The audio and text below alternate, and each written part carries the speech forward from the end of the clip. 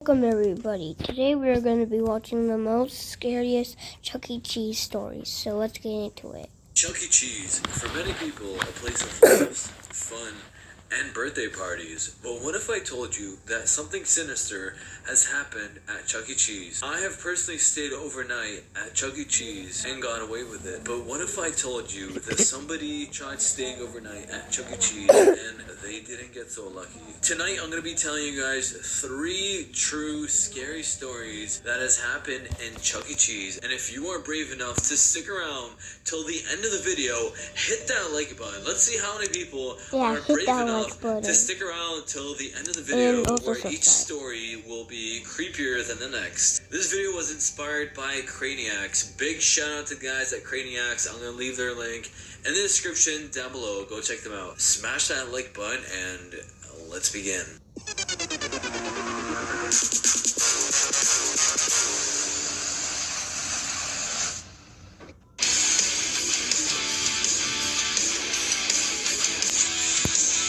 Story number 1. There once was a Chuck E. Cheese in my town.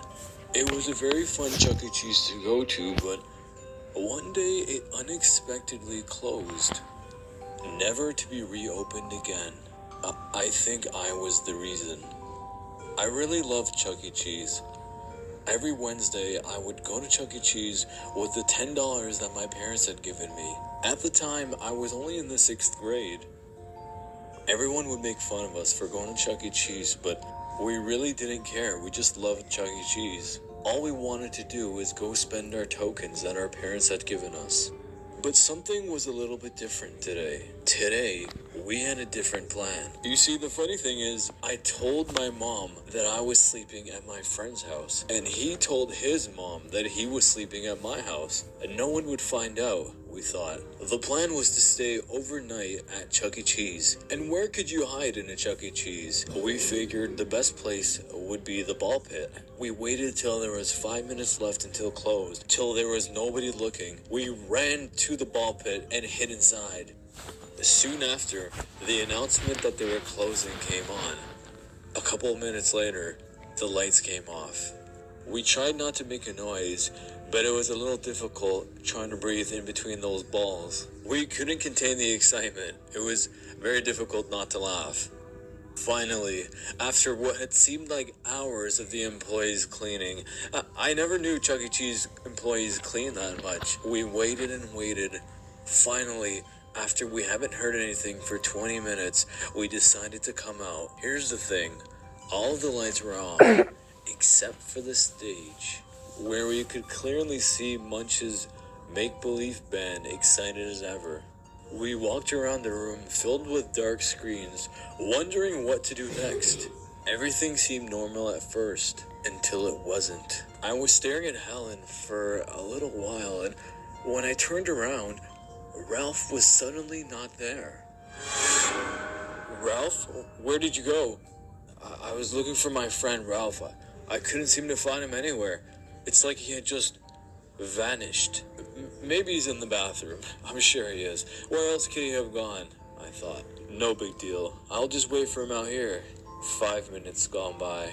I think it was the longest 5 minutes of my life. As I was waiting, I was just staring at Chucky. It's almost as if his grin kept getting wider and wider and wider. There's no way this is real, right? I must be imagining things. Suddenly, I felt my heart beating. Ralph? Where did you go? So I started walking to the bathroom while keeping my eye on Chucky. After screaming for Ralph's name, there was no reply. Silence. Finally, I gathered the courage to look away from Chucky, ran into the boys' bathroom. I checked every single stall and he wasn't there. Maybe he's around here somewhere. I ran outside the boys' bathroom. As I looked up to the stage, all the animatronics were there except for one. Chucky. Ralph!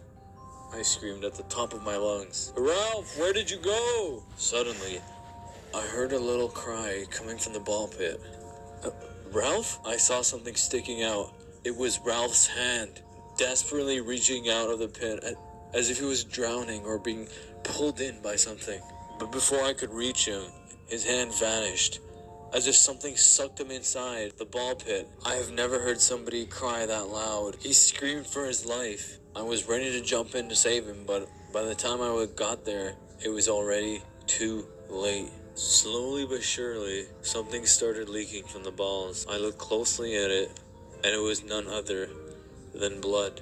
It was Ralph's blood, and no one else's. In my peripheral, I saw something move. I looked to the side, and I saw Chuck smiling. A grin I could never forget. The most evil grin. Holding a knife in his hand, he raised his hand at me and laughed. "You having fun, Luke?" as he said with a huge laugh. I sprinted for the door, even though I knew that the door was probably locked. "Come on! I just want to have fun," said Chuck. I heard Chuck's voice as he walked towards me. Thankfully, I found a chair that was just there left by another night shift employee. I grabbed the chair and smashed it across the glass as hard as I could. It cracked, but it didn't break. The alarm went off. I hit the chair. I hit it 2 more times. Finally, the glass shattered. I jumped out as fast as I could, cutting my legs and arms in the process. I was halfway through the parking lot when I looked back to see Chuck standing there staring through the window. He waved one last time at me, but it wasn't his hand. It was Ralph's hand. Alright, You that's see, it for today. not Bye everybody bye.